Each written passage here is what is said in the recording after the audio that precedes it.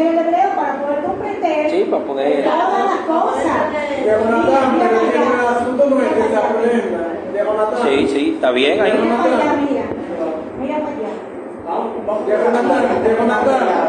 Jonathan, el asunto no es que se aprenda la versículo que Pues yo voy a aplicar esto. el asunto es que se aprenda la 22 letras en hebreo y aprendan también la pictografía, aprendan el valor numérico y el valor fonético de la palabra.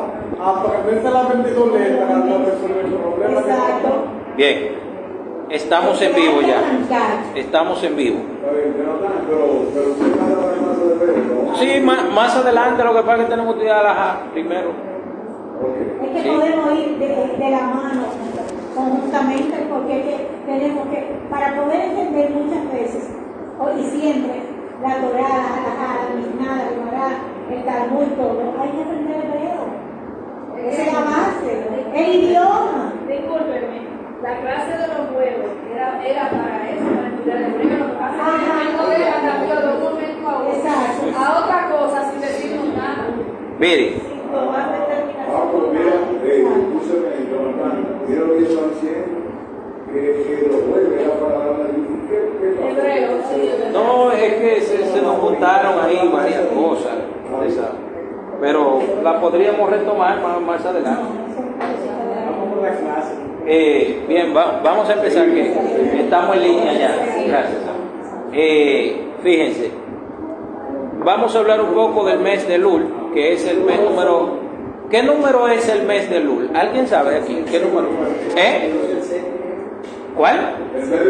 No, el 12. Estamos en la ¿Eh? nafta, todavía no terminaron. Estamos. Ajá, exactamente, estamos en Av todavía. Pero que el mes de Elul es el mes número 12 o el 13. El UR no es ni el 12 ni el 13. El UR es el mes sexto. Sí, pero Pablo Pérez, váyase al paso. Este vino de Santiago. Depende de qué calendario estemos hablando. Si estamos, depende si estamos hablando del calendario religioso o del calendario civil. Depende. Estamos hablando del calendario religioso, que es el que yo tengo. No, estamos hablando del calendario civil ahora. Calendario civil, ¿cuál Claro. calendario civil? Porque usted sabe que Rosh Hashanah, que viene. Rosh Hashanah, sí. Ajá, entonces no es el religioso ahí. Ahí no es religioso. Porque yo tengo, por ejemplo, el calendario judío, que tiene todas las fiestas. Y a veces me meten ahí. ¿Cuántos años nuevos tiene el calendario hebreo? 4. Entonces Rosh Hashanah es uno de ellos. No él, sino uno de ellos. Acuérdense. Son 4 años nuevos que tenemos. ¿Cuál es el primero? Pesa. Ajá. ¿El segundo? El segundo es Rosh Hashanah. No. Ese es el último. Tenemos el año nuevo de los reyes. Primero de Nisan. Luego Pesa. Luego Tu B'Av, el de los árboles. Y luego Rosh Hashanah. Un momento. Tenemos antes de Pesa por la El primero de Nisan, el año nuevo de los reyes. El nuevo de los reyes. Sí, ese es el primero. Segundo, Pesa. Tercero, Tu B'Av, el año nuevo de los árboles. Y el último, Rosh Hashanah. Ajá. ¿Me Y el entendió? más importante. No, lo más importante es Pesa, obviamente. Pesa, sí. Pero eso es lo más importante. Bien, vamos a hablar del mes de Elul, según el Shulchan Aruch. Dice, tenemos la obligación de prepararnos durante un mes. ¿Lo ven ahí? Durante un mes. Antes de la fiesta. El mes de Elul para el gran día del juicio divino, Rosh Hashanah, mediante un examen de conciencia diario, según lo saben. ¿Y qué fue? Bueno, se desbarató ahí. Se desbarató ahí. No, olvídese, lo averiguamos ahorita. Dice,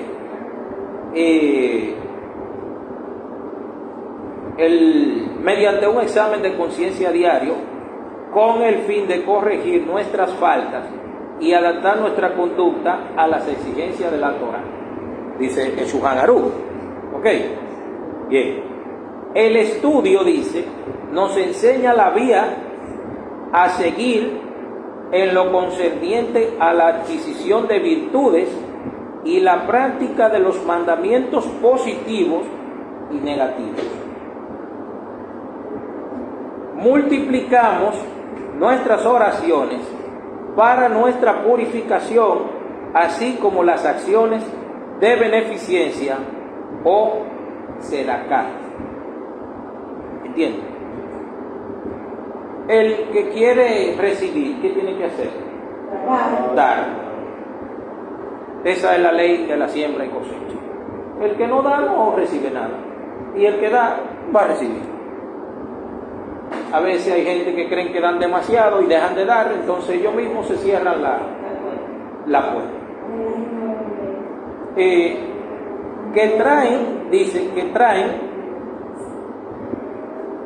Dice que multiplicamos nuestras oraciones, nuestra purificación, como así las acciones de beneficencia, sedacá, que atraen paralelamente una providencia de bondad hacia nosotros. O sea, en el momento que la persona está dando, está generando que del cielo a él le dé. Ya, inmediatamente. Por eso uno tiene poco a poco. Exacto. Baruch Hashem.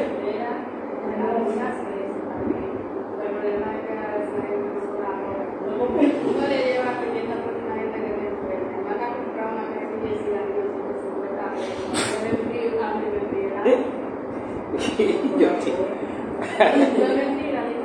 No, pero señores, acostúmbrense que uno tiene que dar, pero independientemente de lo que la gente haga con eso. Pero porque es que a veces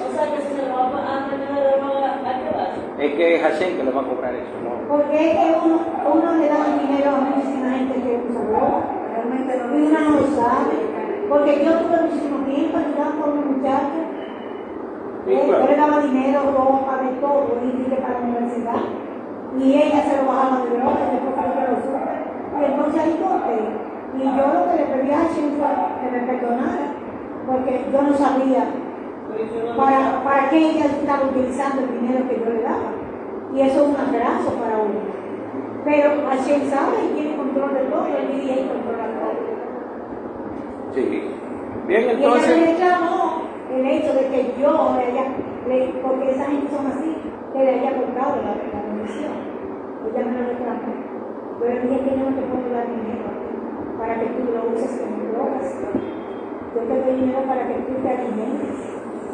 Y para que tú pagues. Claro, si uno le va a dar a alguien y uno sospecha que la persona va a hacer algo malo con ese dinero, uno lo que puede decirle, ven, yo te voy a comprar la comida, llévate. Exacto. O yo te voy a dar una ropa o algo. Sí. Tú sabes, uno lo puede hacer así, dice. Pero ella la ropa que yo le daba, ella la vendía para comprar. Qué desastre. Bien, dice por aquí, dice que atraen paralelamente una providencia de bondad hacia nosotros. Por eso uno tiene, según los sabios, que siempre juzgar al otro para bien, pensar de la otra persona para bien, para que del cielo a uno también tengan un concepto positivo. Dice que Elul es un mes de misericordia, en hebreo Rahamim, y si mostramos una sincera disposición a integrarnos plenamente en el camino de la Torah, gozaremos de gran asistencia divina y nos guiará en nuestra enmienda. Durante todo el mes de Elul y hasta el día de Rosh Hashanah se añaden las oraciones de Shaharit y de Arbi, el Salmo 27. El Salmo 27, ustedes saben que el texto dice, Le David Hashem Ori Beyishi, que el Midrash explica, así como Dios es mi luz, en Rosh Hashanah, Beyishi y mi salvación en Yom HaKippurim. O sea, Dios es mi luz en Rosh Hashanah, como dice Salmo 27, y mi salvación en Kippur. Se decía de Kippur, Kiyet Peneni Besukot, me albergará en su Sukkah, en la festividad de Sukkot. Y en el mes de Elul, los hombres virtuosos hacen verificar sus tefilín, los que tienen tefilín, y sus mesuzot también se verifican a ver si tienen algún desperfecto, etc. Y sus mesuzot para asegurarse que siguen siendo kasher, verdaderos para la mitzvah. O sea, las personas se van a revisar los tefilín, las mesuzot, para ver si están correctas, si no vino alguien y le dañó algún lado, etcétera, todo eso. Dice aquí, 2 visiones espirituales constantes. Dice, mirada egipcia. El egipcio dice que miraba abajo al río Nilo, considerando un dios del que dependía toda su supervivencia. Esta visión representa la dependencia de lo material y terrenal. Ramban, Maimónides, dice en su comentario al Sefer Avodah Zarah, al libro de la idolatría, Ramban dice que los babilonios empezaron, cuando se empezó la idolatría, empezaron a identificar a las estrellas y a las constelaciones como dioses. ¿Entienden? Empezaron a ver a las constelaciones, a las estrellas, como que ellos tenían algún tipo de influencia sobre los seres humanos. Sin embargo, los egipcios fueron más abajo y no empezaron a identificar a las estrellas como dioses, sino que empezaron a identificar a los animales, a la tierra, al polvo, al agua. Entonces fíjense cómo una cultura se enfoca en el cielo y como otra se enfoca aquí abajo. Hay un libro escrito por un rabino que se llama Rabbi Moshe Haim Luzzatto. El libro se llama El Derech Hashem, que significa el camino de Dios. Que él dice cómo está organizado el mundo. Entonces él dice, cada ángel, o sea, cada aspecto de la naturaleza tiene asignado un ángel. Cada aspecto de la naturaleza.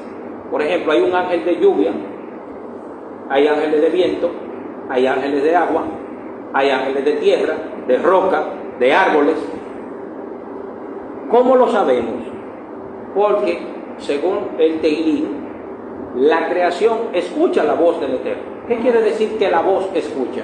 O sea, que la creación escucha la voz de Dios. ¿Qué quiere decir? Que la creación está viva y escucha, pero solamente la voz de Hashem. Solamente. Por eso, en el Salmo 110 dice, Hashem hace a sus enviados fuego y a sus ministros viento. O sea, que a los ángeles los convierte en fuego y en viento.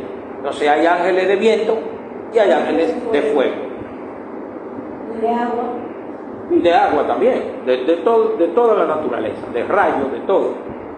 Entonces, por eso dice Elías dice, no va a llover sino por mi palabra. Ahí los sabios místicos explican, dice, él sabía cómo dialogar con los ángeles de la lluvia. Y el primer libro de Reyes, capítulo 4, versículo 33, dice, Salomón, dice, disertó sobre los árboles y sobre los animales. Los sabios del Talmud dicen, no fue que habló de los árboles y de los animales, sino que hablaba con los árboles y hablaba con los animales. De hecho, los sabios del Talmud también, dice el texto del Talmud, no me acuerdo ahora dónde está, dice que habían rabinos que sabían cómo dialogar con animales y con árboles, que podían saber cómo funciona el lenguaje de ellos. Entonces, ¿qué tiene eso que ver con las culturas que identificaron dioses arriba y abajo? ¿Qué quiere decir? De hecho, dice el rabino Amran Aniyar lo siguiente, dice: lo que la Torah dice que uno tiene que hacer Netilat Yadayim. ¿Qué es Netilat Yadayim? Lavado de manos. El lavado de manos. Desde que se levanta uno. Exactamente. Dice el rabino Aniyar: por las cosas que la Torah ordena hacer Netilat Yadayim, son las mismas cosas que los brujos utilizan para hacer brujería. ¿Quién me da un ejemplo? Dame repetirlo de nuevo, a ver si lo entendieron. Por las cosas que la Torah ordena hacer Netilat Yadayim, que uno las toca, uno tiene que hacer Netilat Yadayim, con esas mismas cosas los brujos hacen idolatría o hacen hechicería. ¿Entendieron? Uno se toca el cuerpo, mientras duerme, uno se estruja los ojos. Sí, pero hay cosas específicas. Las uñas. ¿Qué más? El cabello. El cabello. ¿Qué más? La sangre. La sangre. ¿Y qué los más? fluidos.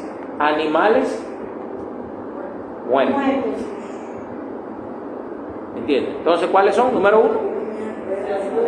Uña, pelo, sangre y animales muertos. Fíjense cómo esas cosas la Torah las rechaza para mantenerse puro, y cómo el mundo de la Tumá utiliza eso como método para. ¿Pero por qué es así? Porque el nivel de Tumá que tiene es tan fuerte que por ahí circulan las energías contrarias. ¿Entienden? Tenemos Tumá y Tajara. ¿Qué es Tumá y Tajara? Tumá, Tajara, impureza y pureza. Exactamente. Se traducen así, pero no es correcto. Usted lo sabe, ¿verdad? Claro. Ah, ok. Se traducen así. Se traduce así para Ajá. que se pueda comprender. Ahora vamos a... Porque la Tumá, según usted estuvo explicando, Ujú. en el tiempo del templo, era algo que impedía que tú no podías tocar los animales sagrados. Si tú estabas, no sé, poder. Claro, totalmente. Tomar, porque Hashem no lo aceptaba. Entonces, vamos a conectar esto ahora con la mirada egipcia. ¿De aquel lado o de este lado? No, del lado De derecho. este lado, ok. La mirada egipcia. Entonces, ¿qué hicieron ellos? Ellos no empiezan a identificar dioses arriba, sino Los astros. los astros, sino Abajo. abajo. Entonces la otra. ¿Verdad? La mirada egipcia de aquel lado. Ok. Entonces, fíjense, nos damos cuenta cómo las cosas que son Tumá también tienen energías. Sí. Pero las energías son ¿qué? Negativo. Contrarias. Son contrarias, ¿verdad? Exactamente. Entonces, ¿qué hacen? ¿Qué significa el hecho de que existan energías así, en ese sentido?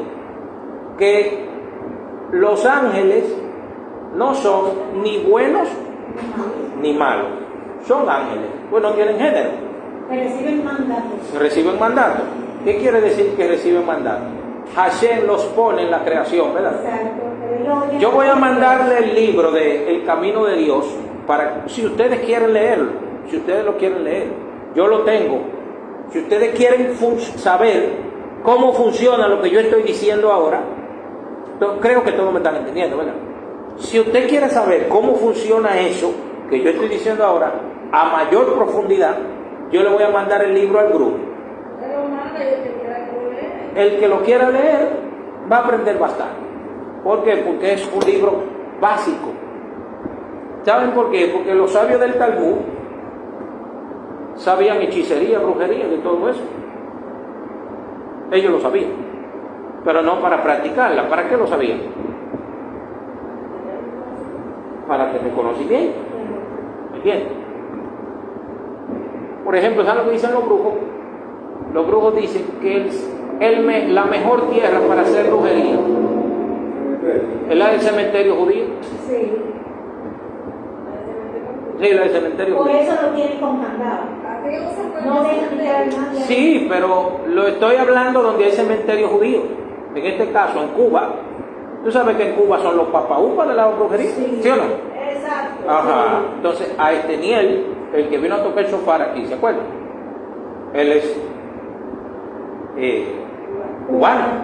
Él me dijo a mí que los brujos de La Habana, que es donde está el cementerio judío, Está frente a un hospital donde a mí me hicieron una operación. ajá. Entonces, Frente a frente está el cementerio judío. ese. Entonces dice él que los brujos prefieren, Y es así, lleno de brujos. que los brujos prefieren para hacer brujería ir, trasladarse al cementerio judío a buscar tierra para hacer brujería. Ahora, entonces la pregunta es, ¿por qué creen ustedes que irían al cementerio judío? ¿No le llega la idea? Yo dije la respuesta ya. Por los médicos que tienen. Sí, porque esas tierras que conducen Adiós, energías la también. energía de Israel, Ajá, entonces el eterno. ellos se dan cuenta el nivel de energía que hay ahí. Claro. Pero no le van a dar un buen uso, le van a dar un uso Mala. contrario. Pero le funciona. Que si le funciona. ¿Entiendes? Más que cualquier cosa. Entonces, así como nosotros rechazamos la tumá, ¿verdad? La tumá, entonces para los brujos eso es recurso. Sí. ¿Entiendes ya? Ellos se supone que- Esos son recursos, aunque Israel los rechaza, para ellos es un recurso bueno y válido. Entonces ahora vamos a entender por qué los egipcios miran la tierra y miran el agua.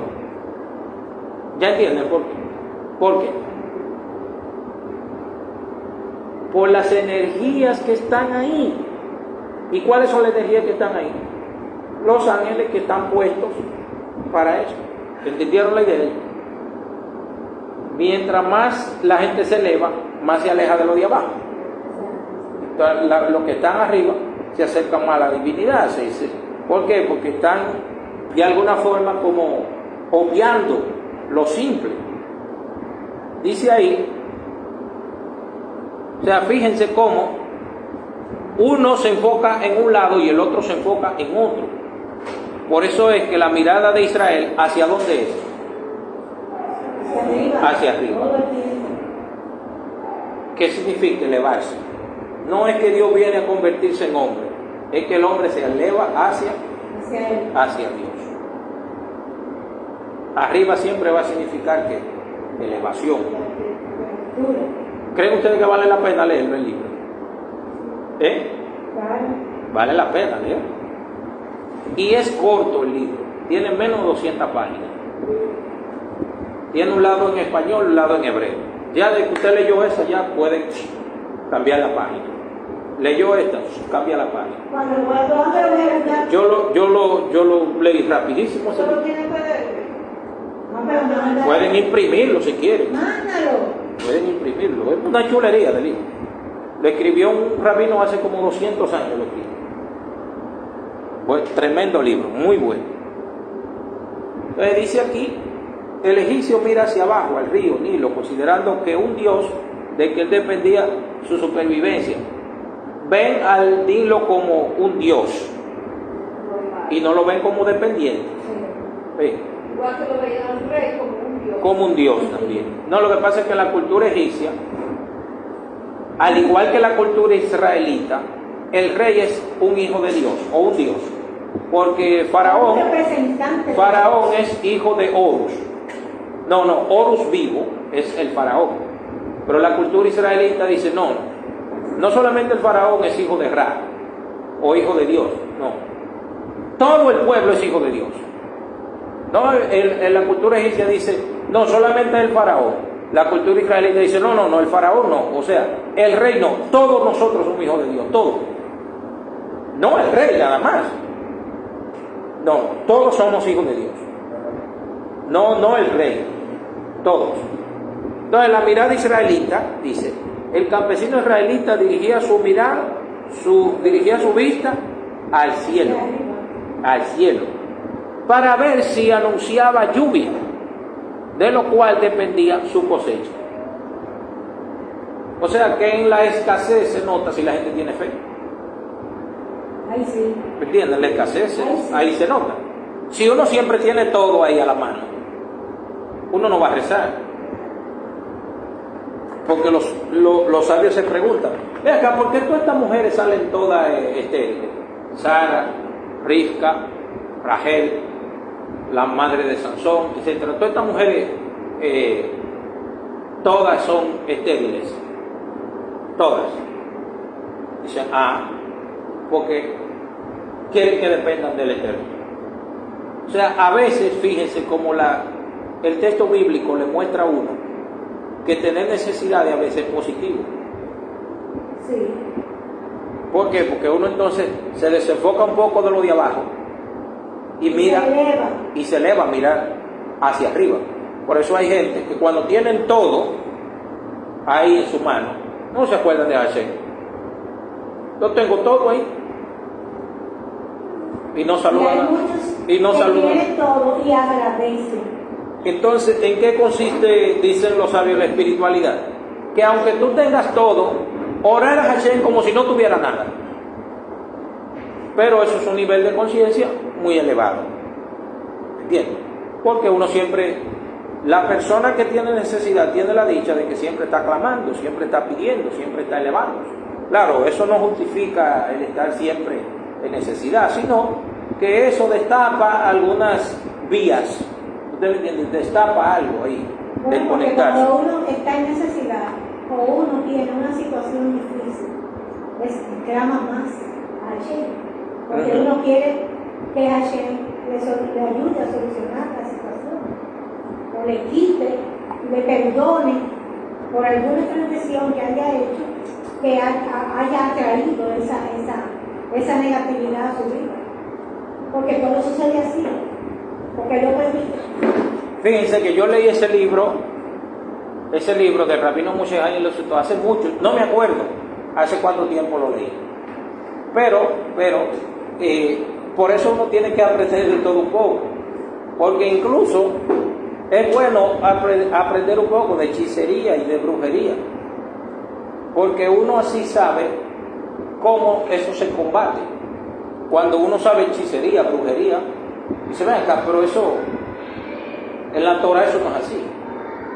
O sea, uno lee eso y uno se da cuenta y dice, óyeme, pero qué feo, qué raro eso. Qué cosa más denigrante, más fea. Y entonces el que lee eso, ¿sabe qué va a pasar? Que se va a dar cuenta lo grande y lo maravillosa que es la Torah. Cuando uno lee cosas así tan absurdas, tan bajas, tan feas, uno se da cuenta lo grande que es la Torah, lo maravillosa, lo eterna, lo buena que es la espiritualidad, lo que viene de Hashem. Eso es cuando usted tiene un nivel de conciencia bastante elevado. Ah, claro. En una ocasión yo leí un libro de esa vaina y un entero sin dormir. No, en serio. Eso no es para todo el mundo. Como usted dice, tiene que especificar. Claro. Por eso la gente debe de estudiar Torah, porque el estudio de Torah protege a la gente. El estudio protege a uno. Mientras uno está estudiando, uno se está acercándose, ascendiendo hacia Hashem. No en sentido físico, porque nadie puede ascender a Dios en sentido físico.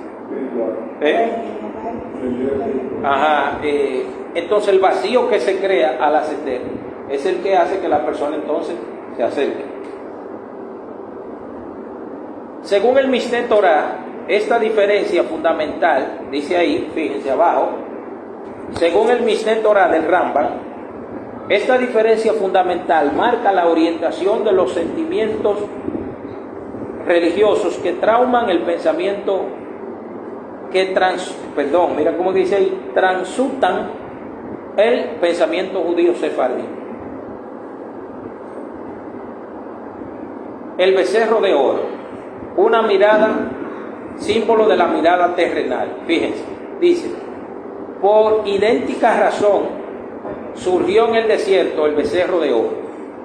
Cuando los judíos decidieron hacer un ídolo, fundieron sus joyas y adornos, y apareció por sí mismo un becerro que también mantiene la vista clavada en el suelo donde obtiene su alimento. Fíjense cómo el becerro de oro está mirando hacia abajo. ¿Hacia abajo hacia dónde? Sí. Hacia la tierra. ¿Recuerdan? Hashem dijo, produzca la tierra todo pasto. Entonces es como si la voz del Eterno desciende hacia abajo. Desciende a formar las cosas. Las comunidades sefardíes de Ámsterdam y Portugal interpretan este pasaje como una advertencia contra la idolatría material, enfatizando la necesidad de elevar la mirada hacia lo divino, especialmente durante el mes de Elul. ¿Se dan cuenta? Fíjense cómo el objeto, por ejemplo, en este caso, el becerro de oro, el objeto está mirando hacia abajo. Está mirando hacia abajo. Y obviamente crean un animal que es perseguido. Y al ser perseguido es perfecto para el corbán. ¿Se dan cuenta? ¿Qué es un corbán? Una ofrenda. Una ofrenda. ¿Y cuál es la diferencia de los animales que son persecutores? Que tienen los ojos de frente. Y el animal que es perseguido tiene los ojos a los lados. Ven. Entonces la Torah está llena de simbolismo por todos lados. Lleno de simbolismo, todo. Las tres santidades en el judaísmo. Santidad de la tierra, Eretz Israel como espacio sagrado, según la tradición sefardí.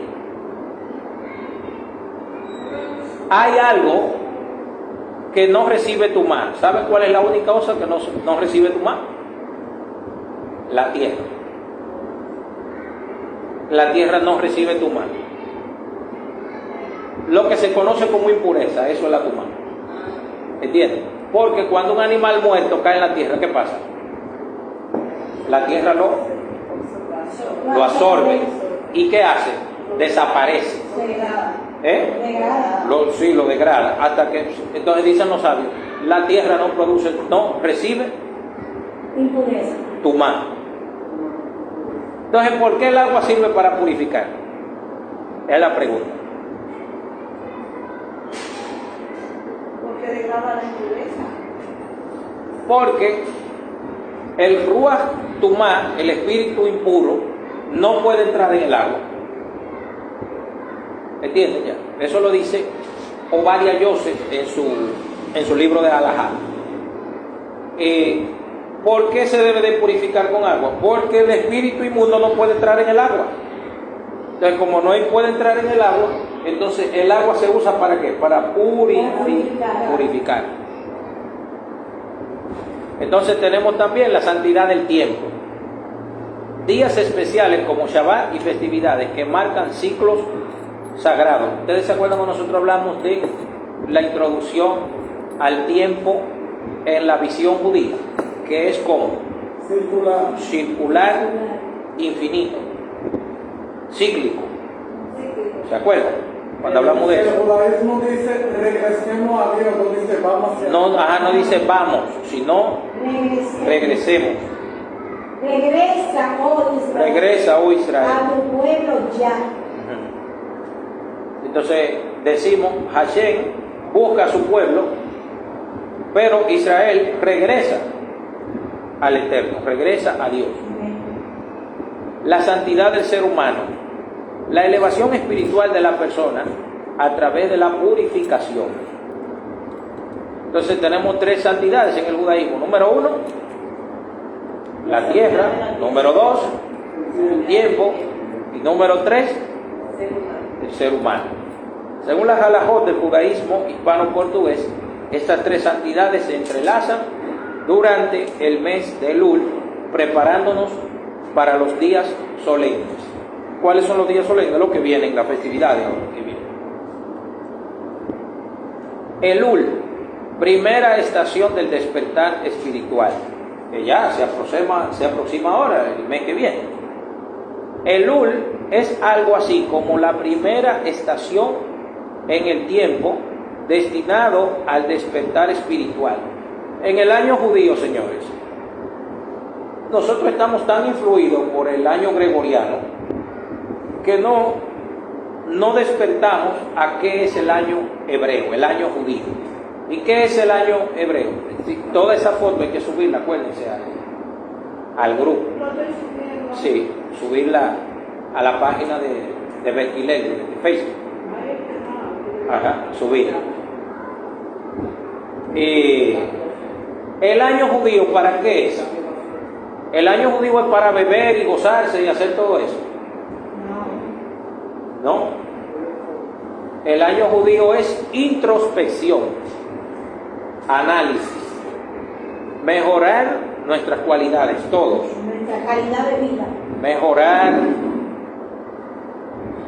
cómo uno se duerme durante el año, etcétera, y cómo ir mejorando poco a poco, ir cambiando. Dice, destinado al despertar espiritual, a la purificación del alma humana y a la elevación del individuo. Las comunidades sefardíes occidentales, consideraban Elul como un periodo crucial para la preparación espiritual, siguiendo las enseñanzas del Mishneh Torah sobre la importancia ya de esta época que se acerca, que es las altas fiestas. La metáfora de la carrera espiritual, dice aquí, carrera anual. Durante todo el año estamos atareados con nuestros asuntos, como una carrera automovilística. Disminución en Elul. En Elul empezamos a disminuir la velocidad de nuestras máquinas espirituales. Ya viene el tiempo en que uno va como descendiendo un poco y enfocándose un poco más en la cosa de Hashem. ¿Entienden? Todo el tiempo lo estamos, pero siempre hay un tiempo más. Vamos, dice en el libro del Naví Yeshayahu. ¿Quién es el Naví Yeshayahu? El profeta Isaías. Dice, buscar a Dios mientras puede ser hallado y llamarle en tanto que está. Dicen los sabios, ¿qué época es esa? Rosh Hashanah y Kippur. ¿Cuáles son las épocas donde uno busca a Hashem, que se sale de su trono, metafóricamente, porque Dios no tiene trono, y se sale de su castillo, etc.? Rosh Hashanah y Kippur. Rosh Hashanah y Kippur. ¿Cómo? Pero también hay tiempo en que Hashem dice, no voy a escuchar las oraciones de pueblo, que realmente él no se dispone a escuchar,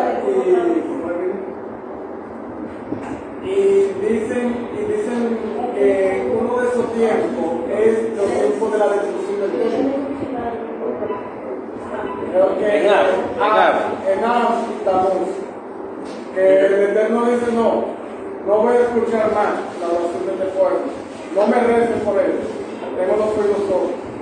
Entonces, en ese sentido, ahí inmediatamente, en ese tiempo de Elul,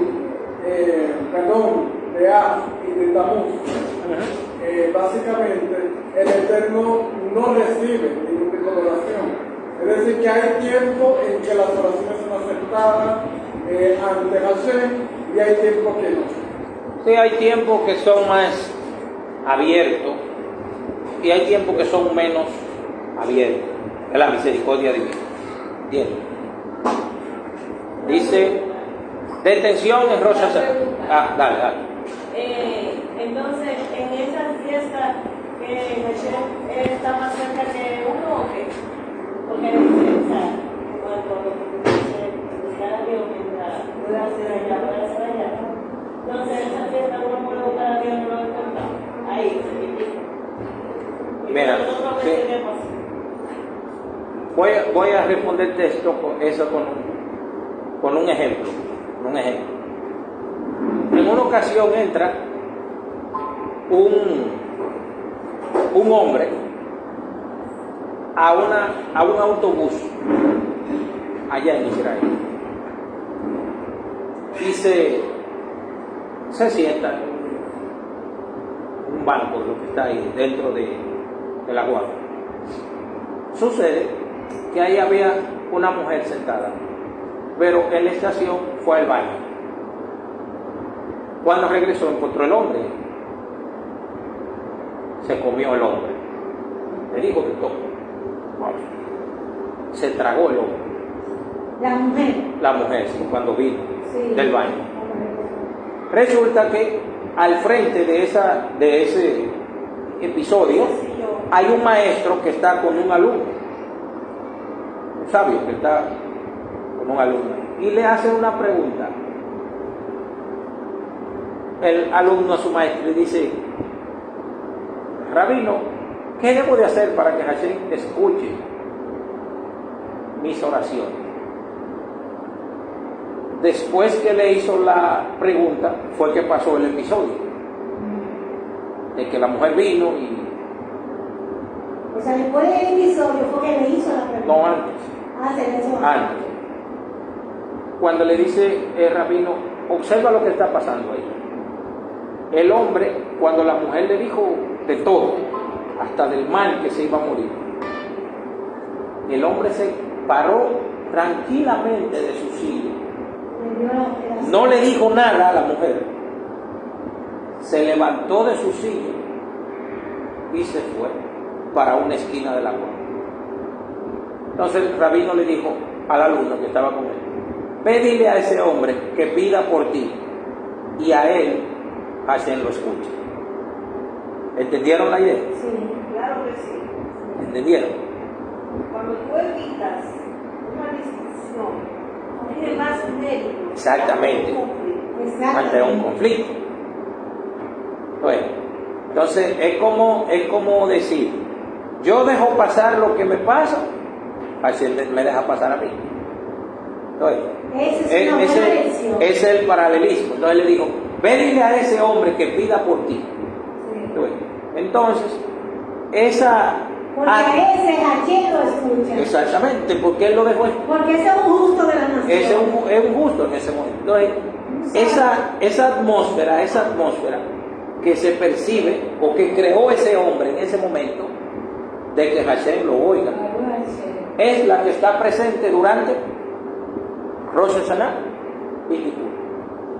La que está presente en ese momento. Los sabios del Talmud dicen: si el día que te acuerdes de tus transgresiones, a Hashem se le olvida, y el día que lo olvide, Hashem se acuerda.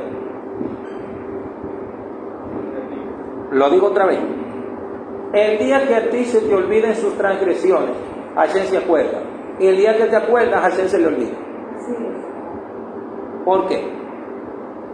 Porque el que olvida sus transgresiones, ¿qué va a pasar?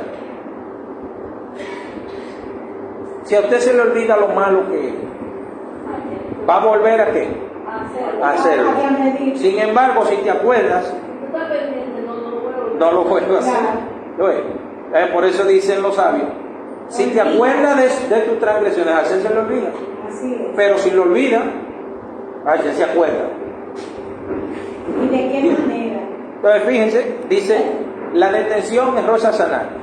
Llegamos a detenernos completamente en los días solemnes para el examen de conciencia.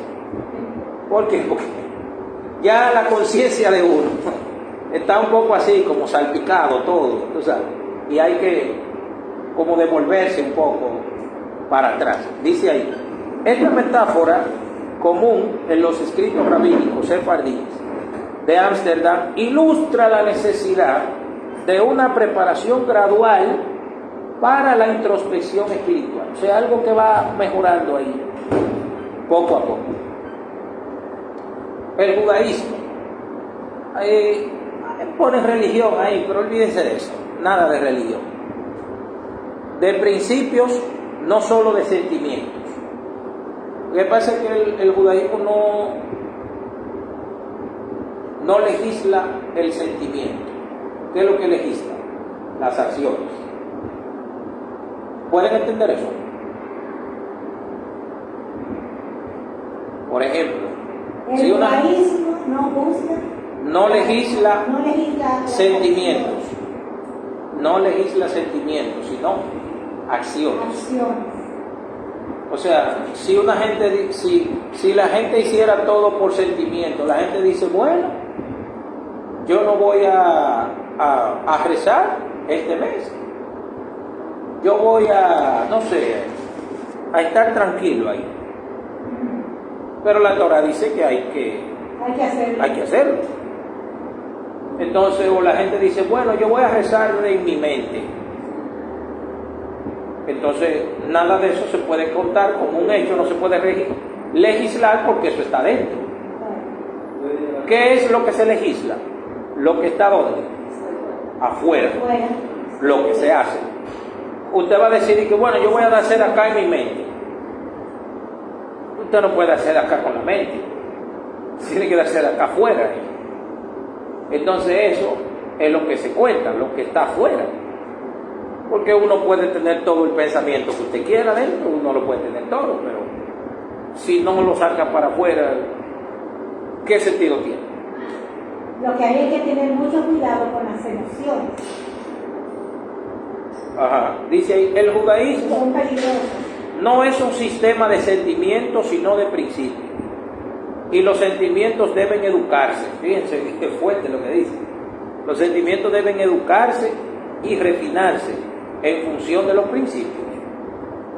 Por ejemplo, la Torah dice que uno tiene que, vamos a decir, amar al prójimo, por ejemplo, ayudar al prójimo. No basta con uno pensarlo, hay que hacerlo. Que son absolutos, dice.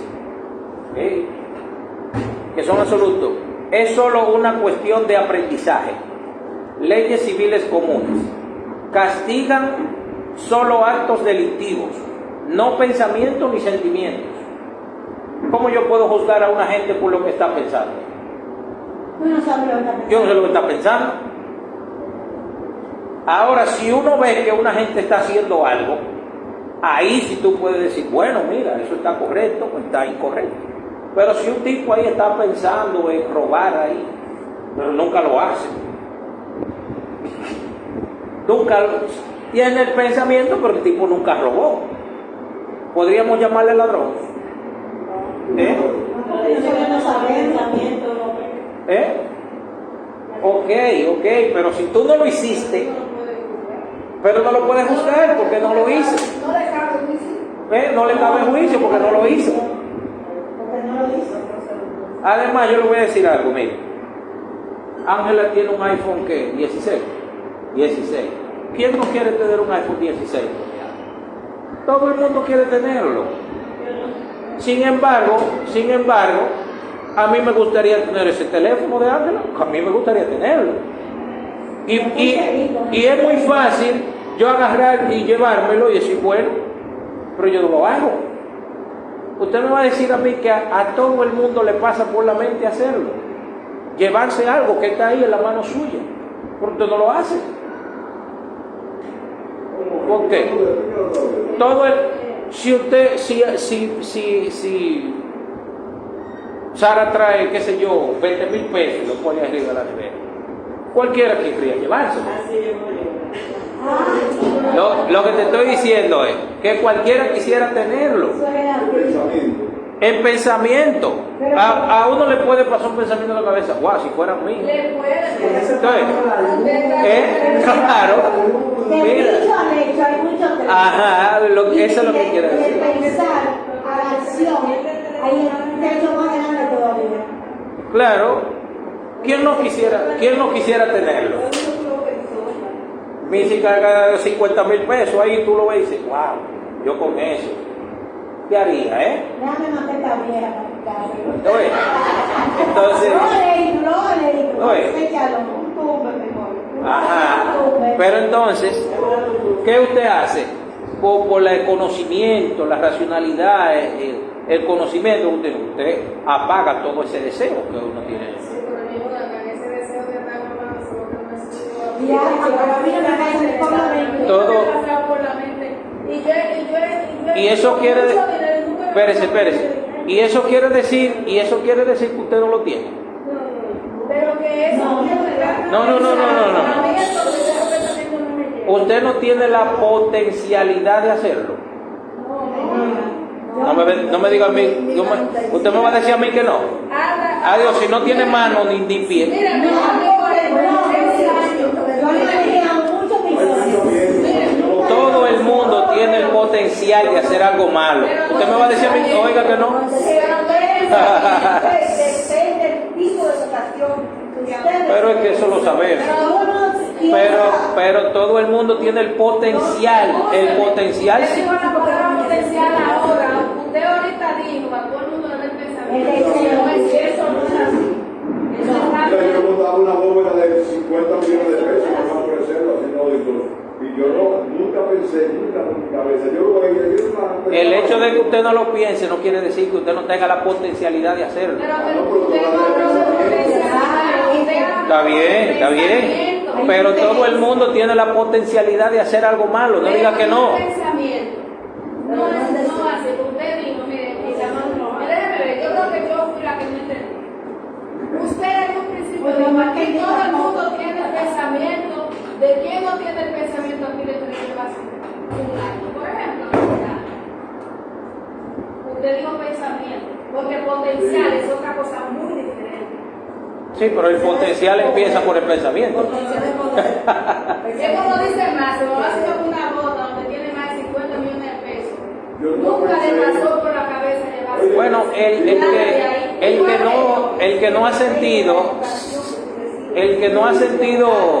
que no ha sentido pensamiento de ese nivel, yo lo felicito. Yo lo felicito. Pero bueno, mire, yo más fácil tengo el pensamiento de Pero que yo lo felicito. Los son una gente que cruel, pero de llevarme algo que no es mío. Ese es el potencial, eso es lo que estamos diciendo. Está bien, ¿sabes por qué? Hay una educación en alguna familia, no sé, que aunque den suficiente dinero en sus hogares, no lo tocan. No lo tocan. Pero claro. Porque mis abuelos tenían dinero en baúles, mucho dinero, y así se crió mi papá, viendo suficiente dinero. Y nunca lo tocó. Pero ¿y eso quiere decir que él no se lo puede llevar? No. Pero no pensamiento,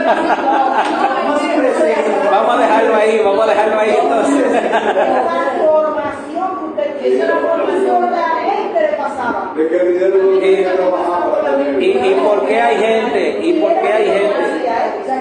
¿Y por qué hay gente que nace en un barrio, ya tú sabes, en un barrio de delincuentes, en un barrio de Ahí gente, vuelvo otra vez le digo, mire, yo nací y en crecen bien? De Villaconsuelo de Villajuana para los Alcarrizos. Y cuando ven mi currículum se cae para atrás. ¿Por qué? Sí. Porque no es el barrio, es la educación. Claro, pero todo el mundo tiene el potencial de hacer algo malo, y bien malo. no es pensamiento. Sí, porque tiene mano, puede ser. Es educación de hogar. Yo estoy de acuerdo. No es de hogar, que usted se lo ¿Sabe dónde que tenemos? No tenemos que estar de acuerdo. Pero no todo el mundo tiene el mismo nivel de conciencia. No, esa es la respuesta que dice Pablo. Esa es la respuesta. No todo el mundo tiene el mismo nivel de conciencia, claro. Dele. Hay gente que su inclinación al mal es más fuerte que su inclinación al Sí. bien. Por eso hablando de que no generalice, lo que le está estamos diciendo que yo digo todo el mundo tiene preferencia. Dele. Ya, aquí. Guillermo, quiero decir algo. Dele. Yo entiendo lo que tú dices con respecto al potencial, de que todo el mundo tiene ese potencial. Por el libre albedrío, primero Claro. que nada, de que tú coges para la derecha o por la izquierda. Claro. Segundo, ¿qué sentido tendría pasar por esta vida si eso no fuera una realidad? Obvio. Todo el mundo tiene el potencial o de hacer algo bueno, o de hacer algo bien, pero bien malo. Es lo que le estamos diciendo. Ahora, El concepto estamos de acuerdo. El potencial lo tenemos todos. claro. Ahora, pensamiento de lo hace lo que no es. Mira, para cerrar esto, yo creo que esta reunión tiene un potencial para hacer un receso. El receso lo vamos a entrar a las 8 ya. A las 6. Ah, sí, son las 6. Terminamos la clase. Vamos a pararlo ahí, son las 6.